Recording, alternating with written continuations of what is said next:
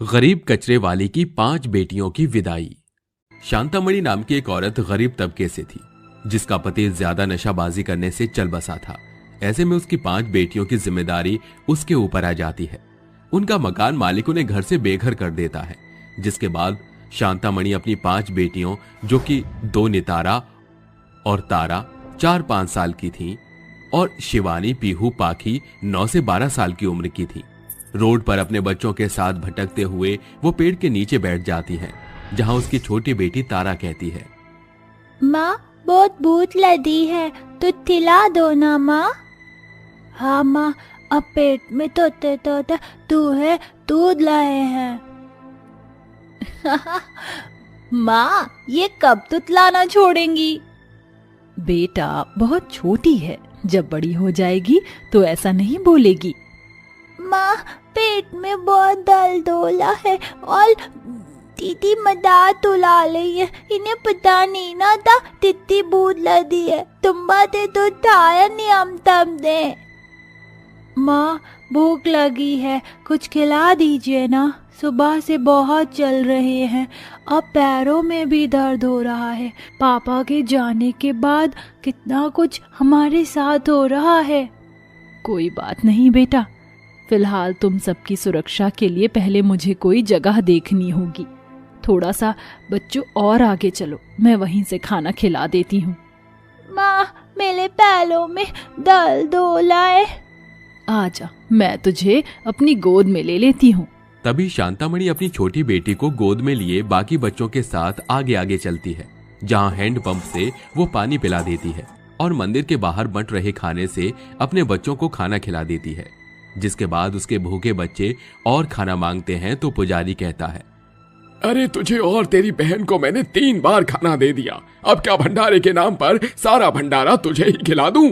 चल निकल यहाँ से, पता नहीं भिखारी कहाँ कहाँ से आ जाते हैं, तुम्हारी जगह रोड और कचरे में है, भागो यहाँ से। पंडित जी ऐसा मत कीजिए प्लीज, बहुत भूख लगी है। पंडित जी, मैं आपके आगे हाथ जोड़कर कहती हूँ, मेरे बच्चों को खाना खिला दीजिए, बहुत देर से भूखे हैं, इसके बाद भी खाना कितने दिन तक नहीं मिलेगा ये भी नहीं पता। लगता है तुम भिखारी ऐसे नहीं मानोगे, तुम्हें धक्का मारकर यहाँ से निकालना पड़ेगा। तभी पुजारी उन्हें धक्के मारकर 5 बच्चों समेत बाहर निकाल देता है, जिसके बाद वो फिर से भटकने लगते हैं। तेज बारिश आती है तो वो अपने बच्चों को एक पेड़ के नीचे लाकर खड़ा कर देती है, जहां भी वो भीग जाते हैं और शिवानी, पीहू चीख मारते हैं। माँ ठंड लग रही है। माँ मुझे तो बहुत कपकपी हो रही है, मेरे पास तो 1-2 जोड़ी से ज्यादा कपड़े भी नहीं है। माँ हमें कोई छत तो दो ना माँ, दोनों छोटी बीमार पड़ जाएंगी। तुम चिंता मत करो बच्चों, इस बारिश के कम होते ही मैं कोई जगह ढूंढ लूंगी जहां तुम रह सको। अरे तारा को बुखार आ गया, हे भगवान, हम गरीबों पर ये कैसा दुख का बवंडर छाया है। मेरे बच्चे ऐसे समय में ठंड से काट रहे हैं और कोई घर भी नहीं है, बच्ची को भी बुखार आ गया, कोई सहारा दीजिए भोलेनाथ। तभी सामने जाते रिक्शे से एक बड़ी सी पन्नी गिर जाती है, जिसे उठाकर शांता अपने बच्चों को ढककर जैसे तैसे एक पार्क में ले जाती है, जहां उसे बड़े बड़े पाइप मिलते हैं और उस पाइप में माँ बेटियां बैठ जाती हैं। बच्चों आज से यही हमारा घर है, हम यहीं रहेंगे, बारिश कम हो जाएगी तो आग जला दूंगी। बारिश बंद होते ही शांता रूखा सूखा कचरा कहीं से उठाकर जैसे ही जलाने जाती है तो एक कचरे वाला कहता है, अरे बहन ये क्या कर रही हो तुम, इसे जलाओ मत, सामने वाली दुकान पर इसे बेच दो, कम से कम तुम्हें इसके 20-30 रुपए मिल जाएंगे। कहाँ भैया, क्या सच में भैया इसके पैसे मिलेंगे? अरे हाँ, कचरा ढूंढकर वहाँ जमा कर दिया करो, अरे उसके पैसे मिलते हैं। भैया आपका बहुत बहुत शुक्रिया बताने के लिए। तभी शांता वो कचरा लेकर कचरे वाले को बेच देती है, जिससे उसे 30 रुपए मिलते हैं और उन पैसों से वो सस्ते ढाबे से खाना लाकर थोड़ा थोड़ा बच्चों को खिला देती है और कहती है, क्यों ना मैं कचरा ढूंढना शुरू कर दूं, जिससे बच्चों का पेट पाल सकती हूँ और तारा के लिए अभी दवाई भी ले आऊंगी। बच्चों मैं अभी आती हूँ। आप कहाँ जा रहे हो? अभी तो आई हो। कचरा ढूंढूंगी बेटा, जिससे तुम्हारा पेट पाल सकूं। आप अकेले क्यों जा रही हो? हम भी आपकी मदद करवाते हैं। ठीक है, तुम और पीहू मेरे साथ चलो। पाखी बेटा तुम इन दोनों का ख्याल रखना, बड़ी हो ना, मैं जल्दी आ जाऊंगी, कहीं जाना मत। तभी शांता अपने बच्चों को समझा देती है और दोनों अपनी माँ के साथ कूड़ा कचरा बीनती हैं, जिनके बदले में कचरे वाला उन्हें कुछ पैसे देता है और इस तरह वो कचरा ढूंढ ढूंढ कर अपना गुजर बसर करने लगती हैं। एक दिन शांता को कूड़ा बीनते हुए सोने की अंगूठी मिलती है, जिसका मालिक न मिलने पर वो एक किराए का कमरा लेकर अपने बच्चों के साथ वहां रहती है, चूल्हे पर खाना बनाती है और कचरा ढूंढ ढूंढ कर घर का खर्चा चलाती है। इस तरह 15 बरस बीत जाते हैं। पांचों बेटियां बड़ी हो जाती हैं। वो भी अपनी माँ के साथ कूड़ा कचरा बीनती हैं, साथ ही पढ़ाई भी किया करती थी और थोड़ा बहुत उसने दहेज भी इकट्ठा कर लिया था। पढ़ाई अच्छी करने से पांचों बेटियों की नौकरी भी छोटी मोटी जगह लग जाती है, जिससे शांतामणि का बोझ कम हो जाता है। तभी एक दिन अपनी बेटियों से वो कहती है, बेटा तुम कितना काम करोगी, तुम पांचों बड़ी हो चुकी हो, मैं रहूं या ना रहूं कुछ कह नहीं सकते, शरीर में जान नहीं है, इसलिए तुम पांचों के लिए मैंने एक बहुत अच्छा रिश्ता देखा है। पांचों भाई बहुत अच्छे हैं, शादी करके तुम वहां बहुत खुश रहोगी, तुम्हें मंजूर तो है ना? माँ, आपने हमारे लिए जैसा भी रिश्ता देखा है हमें मंजूर है, क्योंकि आप हमारे लिए कभी कुछ गलत नहीं कर सकती। कुछ दिन बाद उनके छोटे से घर में उन पांचों बेटों की माँ कावेरी आकर कहती है, देखिए बहन जी, मुझे आपकी बेटियां बहुत पसंद हैं, गोरी हैं, बाहर का कामकाज भी करना जानती हैं, इसलिए अपने हीरे जैसे बेटे से मैं उनकी शादी कराने के लिए तैयार हूँ, पर आप थोड़ा बहुत दहेज का सामान भी रखिएगा। आप चिंता मत कीजिए, पांचों बेटियों के हिसाब से मेरे पास जो है मैं सब कुछ करूंगी, आप शादी की तैयारी कीजिए। ये सुनकर कावेरी चली जाती है। अगले हफ्ते शांतामणि की पांचों बेटियों की शादी कावेरी के पांचों बेटों से हो जाती है। तभी विदाई के समय दहेज का सामान देखकर कावेरी विदाई रोककर कहती है, माफ कीजिएगा शांतामणि बहन, लेकिन हम आपकी बेटियों को विदा करके घर नहीं ले जा सकते। आपने कहा था आप अच्छे से दहेज वगैरह देंगे, लेकिन ये सब क्या है? पांचों बेटियों के नाम पर आपने एक टीवी, अलमारी, बेड दे दिया, न फ्रिज है न एसी है, हाथ पर पैसे भी 20,000 रुपए रखे हैं। 5 बेटियों के हिसाब से 5 जगह दहेज भी तो देती। बहन जी, मुझसे जितना हो पाया मैंने उतना कर दिया, बहुत संघर्ष करके ये सब जमा किया है मैंने अपनी बेटियों के लिए। मुझे लगा था आप खुले विचारों की हैं तो दहेज की मांग नहीं करेंगे और इतने से बात बन जाएगी। मैं आपके आगे हाथ जोड़ रही हूँ, मेरी बेटियों की डोली मत रोकिए। नहीं, आपको दहेज जुटाना ही होगा। तभी लोगों के सामने शांतामणि भीख मांगने के लिए मजबूर हो जाती है, किसी सब्जी वाले से तो किसी दूध वाले से, मगर कोई भी उसे पैसे नहीं देता है। ये देखकर पांचों बेटियों की आंखों में आंसू आ जाते हैं और वो कहती हैं, माँ जी, हमारी माँ ने बड़ी मुश्किल से हमें पाल पोस कर बड़ा किया है और अपने पैरों पर खड़ा किया है, और आप किस जमाने में जी रही हैं? दहेज लेना और देना दोनों ही गलत हैं। वो सब मैं नहीं जानती। माँ जी, आप ये तो जान ही लीजिए कि हमारी माँ ने कैसे हमारा पालन पोषण किया है। पाइप में रहते थे, कचरा बीनकर हमें खाना खिलाया है, पढ़ाया है, काबिल बनाया है। कभी कभी तो खाने के लिए भी कुछ नहीं होता था, ये भी जैसे तैसे दहेज जमा किया है। माँ जी, क्या आपके बेटे इतने नकारा हैं कि उन्हें दहेज की जरूरत है? नहीं ना? आप बताइए मोहन जी। हाँ माँ, आपके बेटे बहुत कमाऊ हैं, उन्हें दहेज नहीं चाहिए। माँ ने बहुत संघर्ष करके अकेले उन पांचों को पाला है। कचरा बीन कर सालों तक गुजारा करना बहुत हिम्मत का काम होता है। और माँ, एक माँ अपनी पांचों बेटियां दे रही है जो कि बेहद अनमोल होती हैं, सबसे बड़ी दुनिया की दौलत होती हैं, तो और क्या चाहिए हमें? प्लीज माँ, अपनी बहुओं को घर ले चलिए। तुम्हारे मुंह से ये सब बात सुनकर मुझे एहसास हुआ कि मैंने अपने बच्चों को अच्छी परवरिश दी है। शांतामणि बहन और बहुओं, बेटे मुझे माफ कर दो, पता नहीं मैंने ये सब क्यों बोला। मुझे कोई दहेज नहीं चाहिए, सबसे कीमती अनमोल तो तुम ही हो जो मेरे घर को स्वर्ग बना कर रखोगी। चलो बेटा, बहुओं को अपने घर ले चलो। शुक्रिया बहन जी।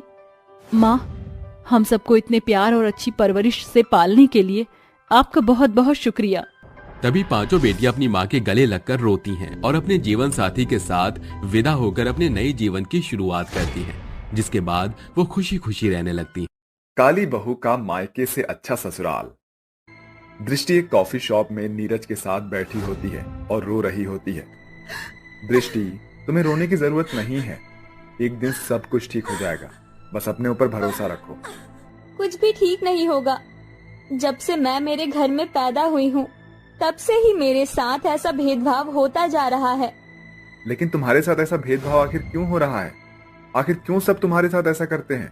क्या तुम्हें नहीं पता? जरा देखो मेरी तरफ, मेरा रंग कितना काला और सांवला है, इसलिए सब मुझसे नफरत करते हैं। मेरे घर में मुझसे कोई प्यार नहीं करता। और तो और पिताजी ने मुझे आगे पढ़ाने के लिए भी मना कर दिया। वो चाहते हैं कि मैं अब घर में ही रहूं और घर के कामकाज सीखूं। लेकिन दृष्टि, तुम्हारी पढ़ाई का क्या होगा? अगर तुम पढ़ाई नहीं करोगी तो आगे कैसे बढ़ोगी? तुम तो पढ़ना चाहती हो ना? हाँ, तुमने सही कहा।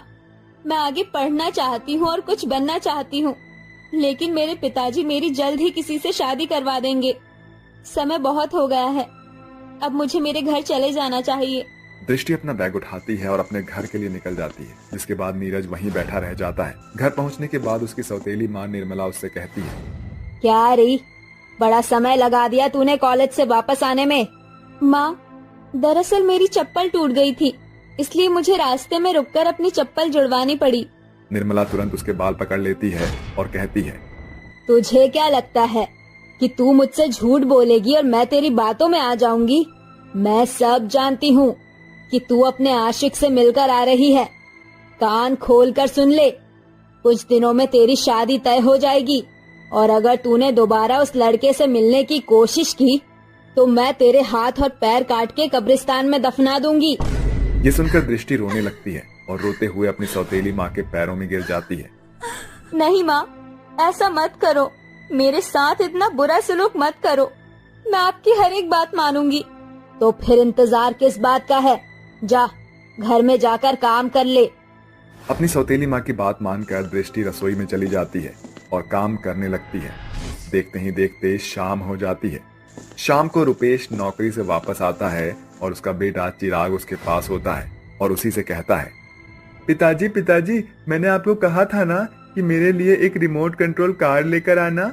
आप मेरे लिए रिमोट कंट्रोल वाली कार लेकर आए हो? हाँ हाँ, मैं तेरे लिए रिमोट कंट्रोल कार लेकर आया हूँ। ये ले मेरे प्यारे बेटे और जा इससे खेल ले। रुपेश ऐसा कहकर अपने बेटे को रिमोट वाली कार दे देता है, जिसके बाद चिराग उस रिमोट कंट्रोल वाली कार से खेलने लगता है। कुछ ही देर में रुपेश के पास दृष्टि आती है और अपने पिता से कहती है, पिताजी, आप मेरे लिए कुछ भी नहीं लेकर आए हो। मैंने आपको कहा था कि मेरा सूट फट गया है, मुझे एक नया सूट दिला दो। मेरे पास इतने पैसे नहीं है कि मैं तुझे एक नया सूट दिलवा सकूं। वैसे भी अब तेरी शादी होने वाली है और तेरी शादी में मुझे बहुत सारा पैसा बेफिजूल ही लगाना होगा। ऐसा कहकर रुपेश वहां से उठकर चला जाता है। ये सुनने के बाद बेचारी दृष्टि को बहुत बुरा लगता है, जिसके चलते वो रोते रोते रसोई में जाकर बर्तन धोने लगती है। आखिर मेरे साथ ऐसा क्यों हो रहा है? मैंने पिताजी का क्या बिगाड़ा है जो वो मेरे साथ ऐसा कर रहे हैं? सिर्फ मेरे रंग सांवले होने की वजह से उन्हें मुझसे इतनी परेशानी है। दृष्टि से बर्तन धोते धोते अचानक से एक कांच का बर्तन टूट जाता है। बर्तन टूटने की आवाज सुनते ही निर्मला वहां पर आ जाती है और टूटे हुए बर्तनों को देखकर बहुत गुस्सा हो जाती है। हे भगवान, तूने ये क्या किया? कोई काम ठीक से नहीं कर सकती, जब देखो घर के अंदर नुकसान करती रहती है। तुझे तो आज सबक सिखाना ही पड़ेगा। निर्मला दृष्टि के बाल पकड़कर उसे जोरदार तमाचा मारने लगती है। मुझे माफ कर दो माँ, मुझसे गलती हो गई। मैं दोबारा ऐसी गलती कभी नहीं करूँगी। मुझे माफ कर दो माँ, मुझे दर्द हो रहा है। छोड़ दो माँ, मुझे छोड़ दो। आज तो तुझे छोड़ रही हूँ, लेकिन अगर अगली बार दोबारा तूने ऐसा किया तो मुझसे बुरा कोई नहीं होगा। कल तुझे देखने लड़के वाले आ रहे हैं, इसलिए अपनी इस काली सूरत को थोड़ा मेकअप से सजा लियो। ऐसा कहकर निर्मला वहां से अपने कमरे में चली जाती है। बेचारी दृष्टि वहां रोते रह जाती है और वो रोते हुए अपनी माँ को याद करने लगती है। माँ, आप मुझे छोड़कर कहाँ चली गई हो? माँ, मुझे आपकी बहुत याद आ रही है। माँ, मुझे अपने पास बुला लो ना। बेचारी दृष्टि रो ही रही होती है कि वहीं दूसरी तरफ नीरज दृष्टि के बारे में बहुत ज्यादा सोचने लगता है। पूरा हफ्ता हो गया है, दृष्टि अभी तक कॉलेज में अपनी रिपोर्ट कार्ड लेने भी नहीं आई। आखिर ऐसा क्या हो गया है जिसके चलते वो नहीं आई? मुझे इस बात का पता लगाना होगा। अगले दिन जब सवेरा होता है तो नीरज दृष्टि से मिलने के लिए उसके घर के लिए निकल जाता है। जैसे ही वो दृष्टि के घर पहुंचता है तो वो खिड़की से झांक कर घर के अंदर की तरफ देखता है। अरे, ये सब क्या चल रहा है? लगता है दृष्टि बिल्कुल सच कह रही थी। उसकी सौतेली माँ उसकी जबरदस्ती किसी से शादी करवा रही है। मुझे ये सब किसी तरह से रोकना ही होगा। नीरज को कुछ समझ नहीं आता है, जिसके चलते वो अपनी एक दोस्त पूनम के पास जाता है और उसी से कहता है, पूनम मैं तुम्हारे आगे हाथ जोड़ता हूँ, मेरी मदद करो। अगर तुमने मेरी मदद नहीं की तो दृष्टि की सौतेली माँ उसके साथ ज्यादती करेगी और किसी बुरे इंसान से उसकी शादी करवा देगी। तुम्हें ज्यादा कुछ नहीं करना है, बस किसी तरह से कल दृष्टि को काली पहाड़ी के ऊपर वाले मंदिर में ले आना। अगर दृष्टि नहीं आई तो वैसे भी वो कितनी सांवली है, तुम उसके पीछे क्यों पड़े हो? तुम्हें तो कोई भी लड़की आसानी से मिल जाएगी। तुमने सही कहा, मुझे कोई भी लड़की आसानी से मिल जाएगी, लेकिन दृष्टि जैसी लड़की मुझे कभी नहीं मिलेगी। वो समझदार है और उसे मेरी बहुत परवाह है। मुझे बिल्कुल ऐसी लड़की ही चाहिए। अगर ऐसी बात है तो मैं अपनी सहेली दृष्टि का सच्चा प्यार उसे जरूर दिलवाऊंगी। पूनम ऐसा कहने के बाद अगले दिन दृष्टि के घर पहुंच जाती है और उसे किसी तरह से घर से निकालकर काली पहाड़ी वाले मंदिर पर ले जाती है। अरे पूनम, हम यहाँ पर क्यों खड़े हैं? क्या हमें अंदर नहीं जाना? जल्दी चलो, देरी हो गई तो तुम्हें पता है ना मेरी सौतेली माँ मेरे साथ क्या करेगी। वो इतना कहती ही है कि तभी वहां पर नीरज आ जाता है और उसे देखकर बहुत खुश होता है। दृष्टि, तुम ऐसे इंसान से शादी कैसे कर सकती हो? तुम्हारे माता पिता तुम्हारी शादी नहीं बल्कि तुम्हारा सौदा कर रहे हैं। जिस व्यक्ति से तुम्हारी शादी होने वाली है वो बहुत बुरा है और बुरे काम करता है। तो मैं और क्या करूं? मेरे पास और कोई दूसरा रास्ता नहीं है। मुझे कोई पसंद नहीं करता। दृष्टि की इतना कहते ही नीरज उसके हाथों में पकड़ी हुई पूजा की थाली के अंदर से सिंदूर की डिब्बी में से सिंदूर लेकर दृष्टि की मांग भर देता है और कहता है, मैं तुमसे बहुत प्यार करता हूँ। क्या तुम भी मुझसे प्यार करती हो? क्या ये सच है कि तुम भी मुझसे उतना ही प्यार करते हो जितना मैं प्यार करती हूँ? हाँ हाँ, बिल्कुल सच है। अब तुम मेरे साथ मेरे घर चलो। तुम्हारी जगह तुम्हारे मायके में नहीं है, तुम्हारे असली ससुराल में है। नीरज अपने साथ दृष्टि को अपने घर ले आता है और जैसे ही दरवाजा खटखटाता है उसकी माँ और उसके पिताजी दरवाजा खोलते हैं। उसकी माँ कौशल्या पूजा की थाली लिए खड़ी होती है और दृष्टि का स्वागत करती है। अच्छा, तो वो तुम हो जिसकी तारीफ करते करते मेरा बेटा थकता ही नहीं है। वैसे तुम बहुत सुंदर और सुशील भी हो। आओ अंदर आ जाओ। अंदर आते ही दृष्टि चारों तरफ देखती है। उनका घर बहुत खूबसूरत तरीके से सजा होता है। ये घर तो बिल्कुल एक दुल्हन की तरह सजा हुआ है। क्या मेरे आने की खबर माँ जी और बाबूजी को पहले से ही थी? बहू, नीरज ने हमें तुम्हारे बारे में पहले ही सब कुछ बता दिया था, इसलिए हमने तुम्हारे आने की खुशी में पूरे घर को सजाया था, खुद अपने हाथों से। अपने ससुराल में इतना सारा प्यार देखकर दृष्टि बहुत खुश होती है। जो प्यार मुझे मेरे मायके से मिलना चाहिए था वो मुझे तुम्हारी वजह से मेरे ससुराल में मिल गया। ऐसा कहकर दृष्टि नीरज को गले से लगा लेती है, जिसके बाद वो अपने पति नीरज के साथ अपने ससुराल में खुशी खुशी अपना जीवन व्यतीत करने लगती है।